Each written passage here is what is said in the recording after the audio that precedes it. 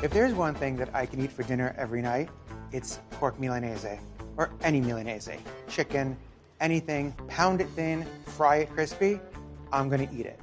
I'd probably even enjoy shoe leather if it was fried.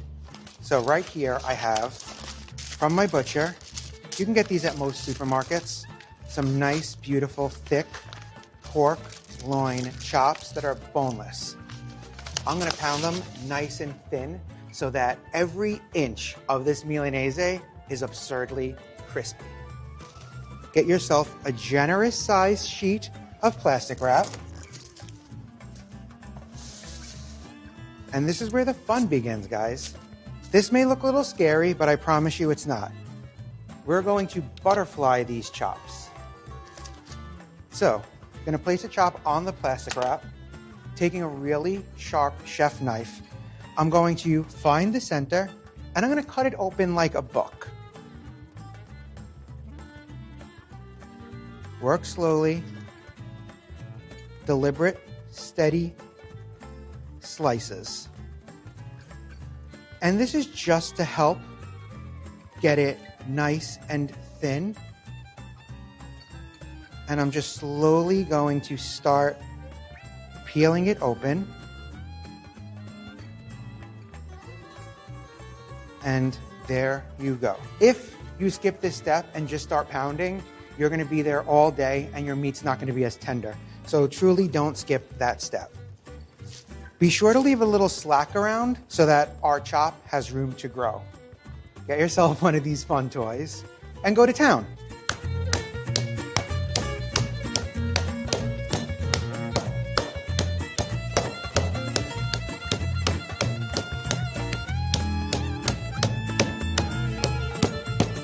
Watch your fingers, don't do what I almost just did.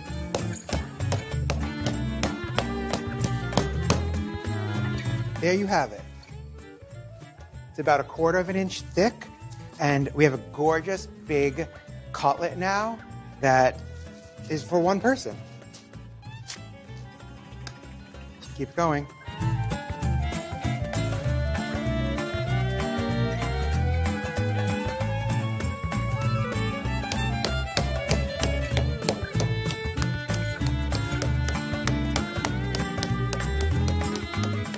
Did your kids or your boss piss you off today?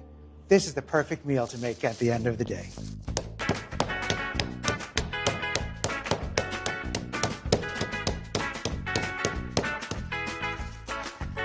This one's even better. You can do this with chicken breast. I love it with chicken. You can do it with beef. If you don't have time to go to the gym, this is the perfect activity for you.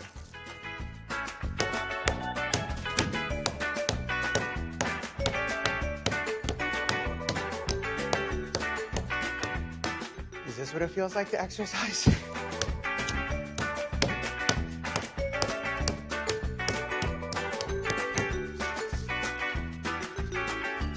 One to go.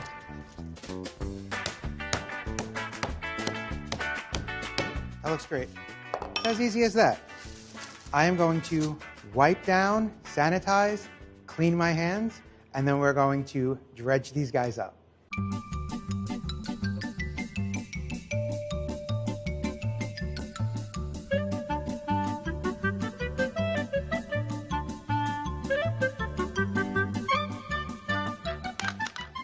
Okay, now that that's set up, let's start getting these bad boys breaded. So, free them from the plastic wrap. Look how great that looks. Nice and thin. And when cooking, you want to make sure you're seasoning in layers. You never want to just finish with salt because it's just sitting on top and doesn't have time to absorb. Also, when cooking, you want to do all of one action at once. It keeps things neater, it's quicker. This is the bulk of the seasoning, so don't be cheap. And get both sides. The last one's always the annoying one, isn't it?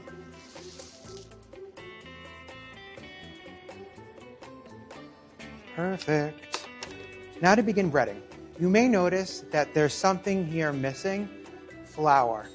Growing up, Whenever my dad made chicken cutlets or Milanese, he never used flour. And when I went to culinary school, I was like, what's with the flour? And I've tested it both ways. In this case, it is an extra ingredient, an extra step, and I find it to be completely unnecessary. It actually coats better to this pork if you don't use flour.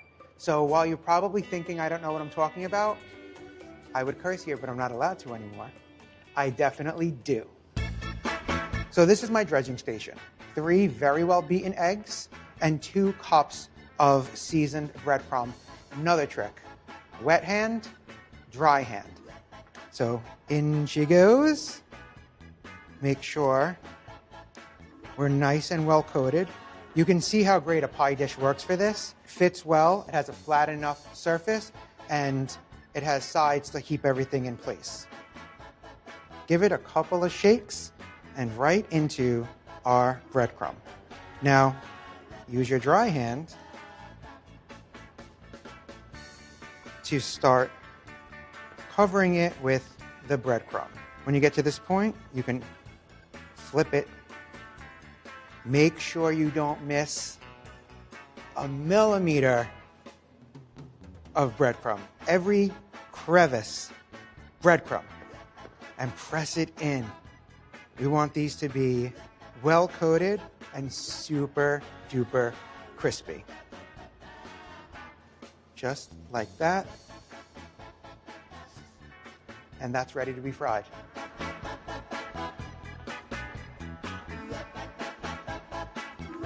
Make sure you press it on, lock it in there.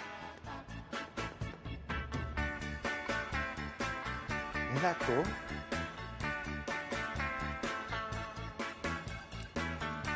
This is kind of a fun thing to get the kids involved in too.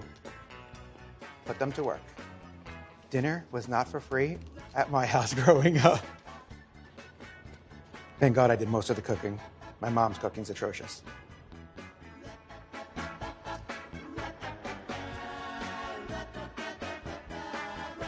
That's a big one.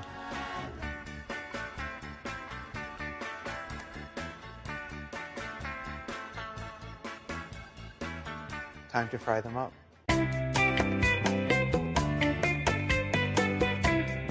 I've added about 1/4 inch of vegetable oil to a pot. When frying, I like to use a neutral oil like safflower, canola, any vegetable oil, because it won't take on any flavor. Have this going over medium-high heat, and I know it's ready when I add a pinch of breadcrumb and we get some sizzle action. So you see how it foamed up and it already started darkening? Time to add one of our cutlets.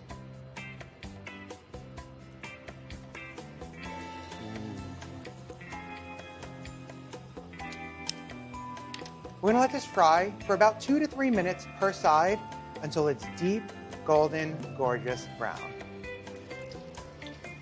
Keep an eye on the edges of your cutlet. I can see it already starting to get nice and golden brown in that little nook, which means it's almost ready to flip. I'm gonna take a sneak peek.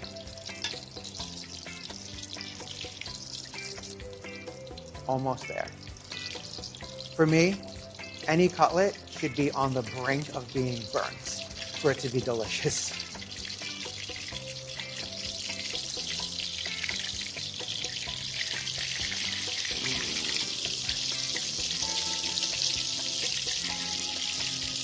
Now just another couple of minutes.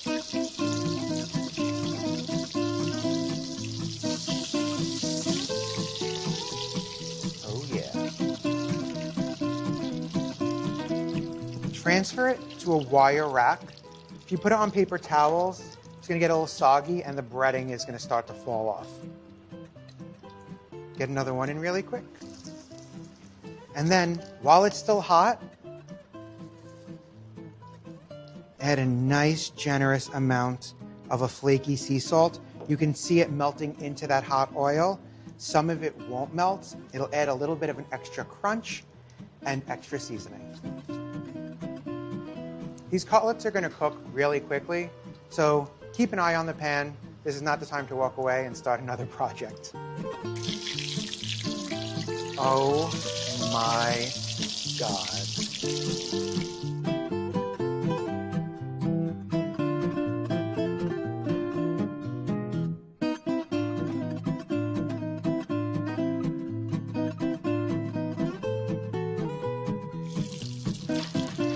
Extra crispy for the chef.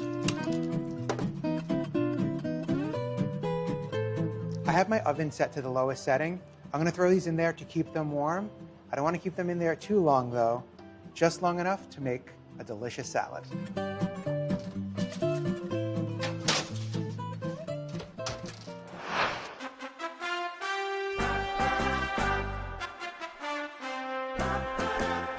This peppery arugula is the base of my salad, but any good salad needs a killer dressing, and this is mine, my white balsamic dressing.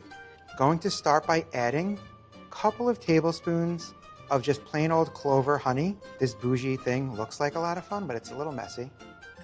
This is gonna add just enough sweetness, some Dijon, which is gonna add more depth of flavor. It's also going to help emulsify this dressing when we add the oil. Get that all in there. A little bit of salt, about a half a teaspoon.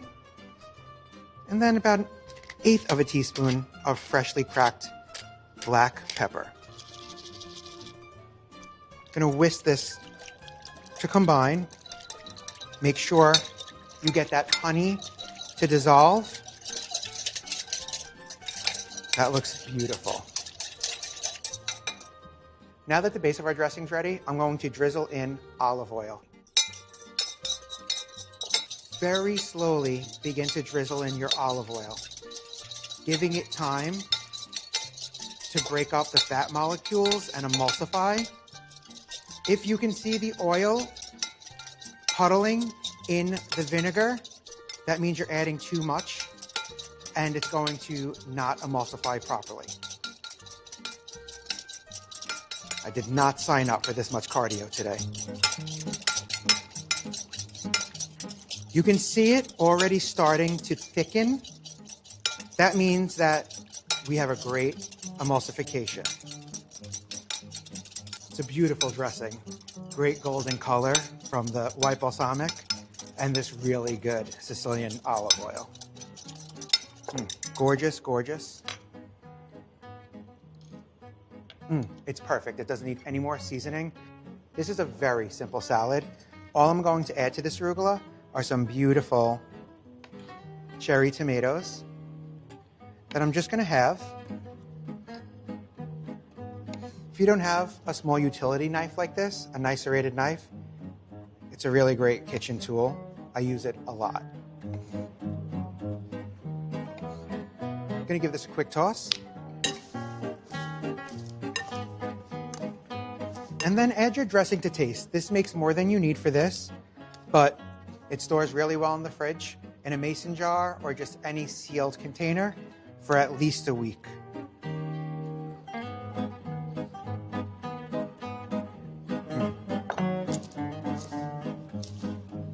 It's all set. All that's left to do is to put the two pieces of the puzzle together.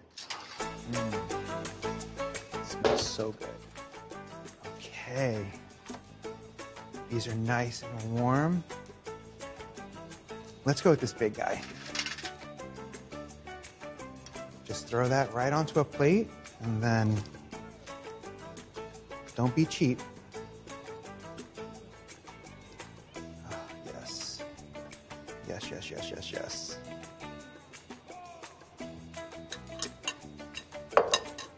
Then, because God forbid I cook something and not put cheese on it,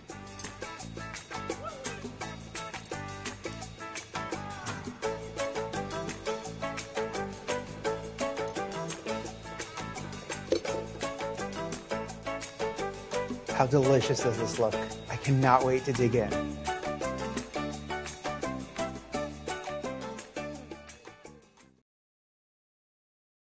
Hey, thanks for watching our YouTube channel. Find your favorite recipes, celebrity interviews, uplifting stories, shop our favorite deals, and so much more with the Today app. Download it now.